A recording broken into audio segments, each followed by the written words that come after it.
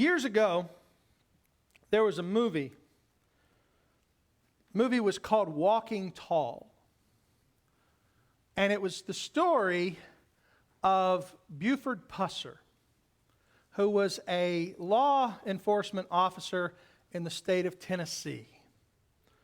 And he had gone to the Marines, he had been a professional wrestler, and then when he came back to his small town, he found out that his small town was being overrun by a local mafia. It was called the Kentucky Mafia. And so he basically went on a personal war against these people, and they beat him, cut his body viciously, and left him to die on the side of the road. Well, he survived, having to have stitches, thousands of stitches to survive. And he went to court over the issue. And he was testifying against his opponents, the men who cut him, the men who beat him. And the judge was in the pocket of the Kentucky Mafia. So the judge was going to let them off.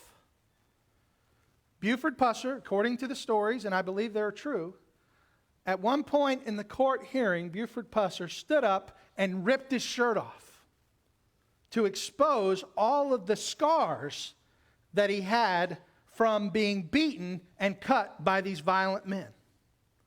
And he says, "Look at what they did to me."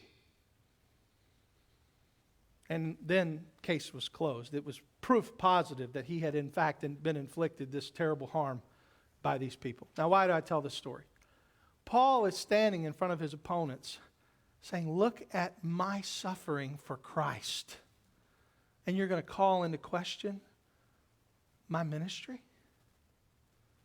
Look at the scars that I bear in my..." It was as if he took his tunic off and said, "Look, I've been beaten 5 times. I've been beaten with rods 3 times. I've been in shipwrecks. I've been almost killed. I've almost frozen to death for the cause of Christ. How dare anybody question my integrity in ministry? Look at what I've suffered for Christ." You want to compare resumes? Here's my resume. You see,